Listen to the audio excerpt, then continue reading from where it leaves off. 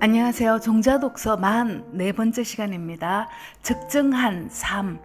이 책의 저자는 현재 아주대학교에서 심리학 교수로 재직 중인 김경일입니다. 유튜브에서 강연을 참 재밌게 들었는데요. 적지 않은 책을 읽으면서 하는 제가 이 책이 아주 특별했던 이유가 있습니다. 책을 읽는 내내 행복한 감정이 찰랑찰랑 차올랐습니다.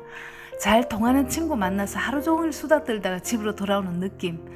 책 359페이지를 읽는 동안 2번이나 행복하고 감사한 메모를 했답니다. 물론 책 맛도 입맛처럼 다 달라서 모든 사람이 다 같을 수는 없지만 아무튼 저는 그랬습니다.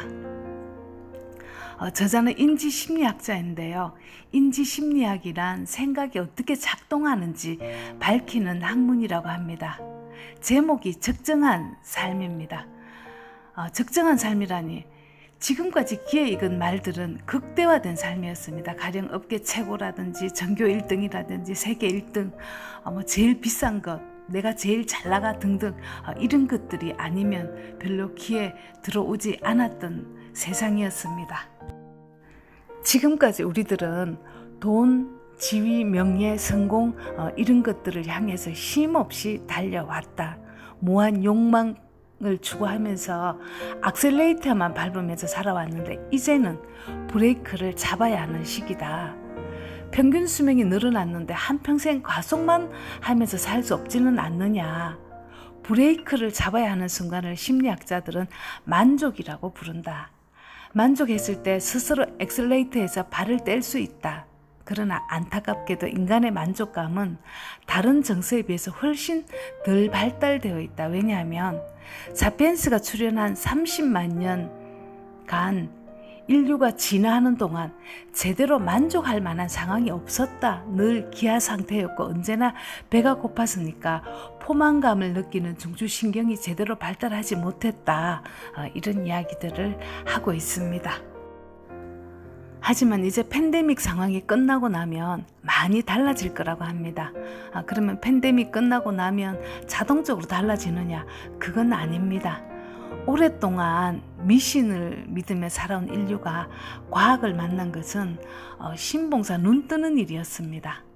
산업화는 과학으로부터 시작됐고 과학적으로 다룰 수 없는 인간의 감정은 뒤로 밀려날 수밖에 없었죠. 저 사람은 참 감정적이다. 이런 말은 어떤 느낌이 들어요? 왠지 미성숙한 사람 같고 신뢰가 없을 것 같지만 저 사람 참 논리적이다. 그러면 어때요? 왠지 똑똑하고 믿음직스럽게 느껴지죠. 이게 우리가 받은 산업화 교육입니다. 그런데 인간은 원래 감정적인 동물입니다. 그렇게 밀려났던 자신의 감정을 잘 살펴서 내 만족감을 찾아야 한다고 저자는 말합니다. 평균 수명이 짧았던 시대는 한 우물만 봤기 때문에 최선을 다해서 극대화를 시켜야 했지만 이제는 여러 우물을 봐야 한다고 말합니다. 얼마 전 텔레비전에서 본캐 부캐라는 말로 떠들썩했던 적이 있죠. 본 캐릭터가 먹고 사는 일이라면 부 캐릭터는 내 재미를 찾는 일입니다. 내 재미를 여러 군데 두면 작지만 아주 소소한 만족감을 만들 수 있다고 합니다. 이제 국민소득 4만 달러를 향해서 달려가는 우리들에게 극대화된 삶은 지칩니다. 그래서 이 책 1장은 감정에 집중하자로 시작합니다. 좋은 감정은 좋은 선택을 하게 하고 행복감을 느끼게 하니까요. 긍정적인 감정을 갖기 위해서는 부정적인 감정을 잘 이해해야 합니다. 그래야 그것들을 잘 부리면서 살아갈 수 있으니까요.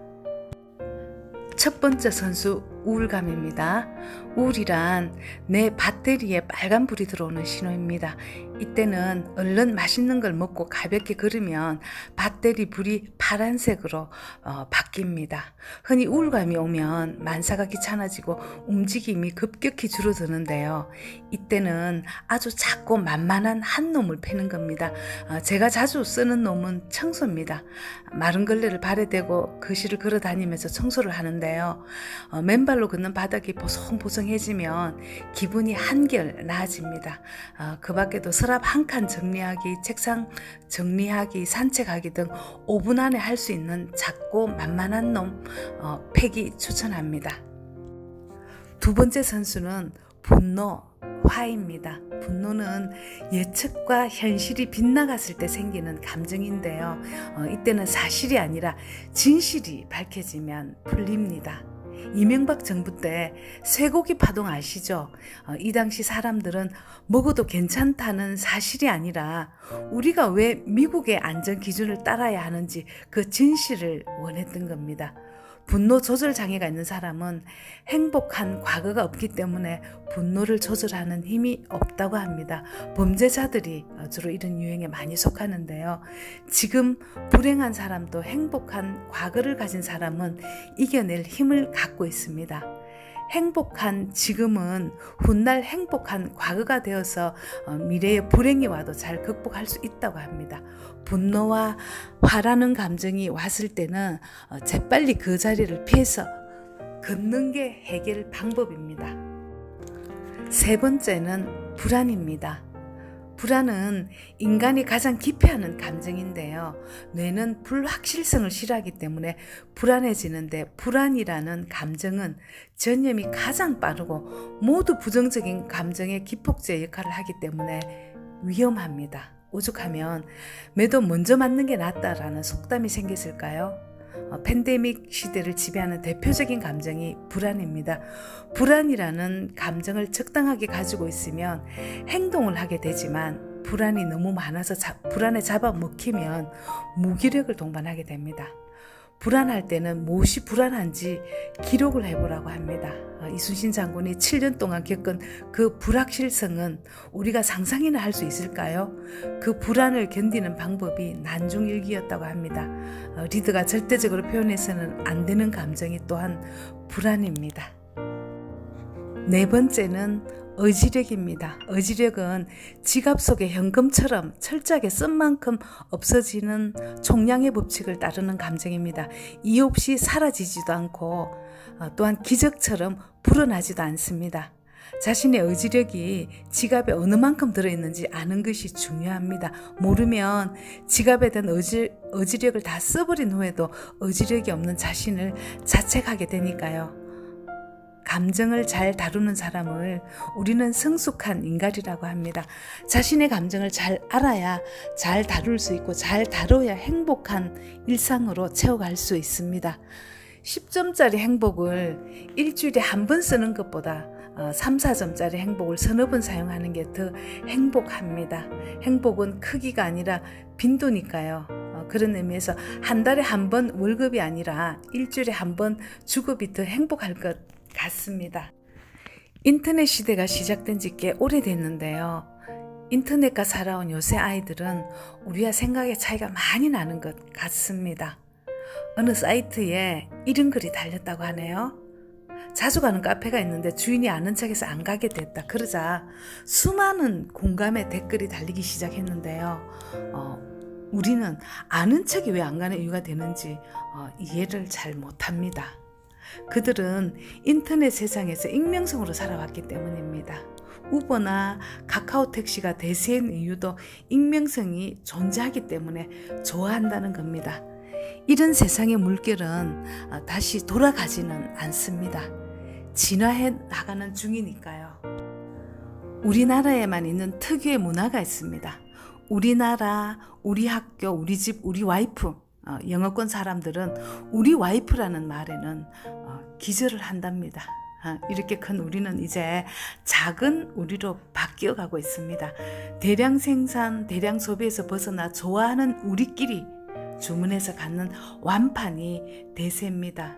냉사모, 냉면을 좋아하는 우리끼리 400번을 저어서 먹는 달고나까지 작은 우리끼리는 득질하기에 좋습니다. 우리라는 문화 속에는 남의 눈을 의식하는 문화가 뿌리 깊이 내리고 있습니다. 외제차는 승차감 때문에 타는 게 아니라 하차감 때문에 탄다고 하죠. 그 차에서 내리는 순간 남들이 하는 5초간의 한호, 그게 하차감이라고 하네요. 이타적이고 감사하는 감정은 자신을 더 행복하게 하는 감정이라고 합니다. 하버드 대학에서 가장 오랫동안 행복을 연구하고 있는데요. 행복은 좋은 감정을 자주 느끼는 일, 집중할 일이 있는 것, 사람들과 친밀한 관계를 유지하는 것, 의미를 추구하는 삶, 또한 일정한 성취를 이룬다면 세상의 행복이라고 발표했습니다. 노년의 불행은 돈이 아니라 관계라고 하죠. 관계에 투자하는 삶이 되었으면 좋겠습니다. 사실 한 줄도 버리기 아까운 책이었습니다. 꼭 완독을 추천합니다. 감사합니다.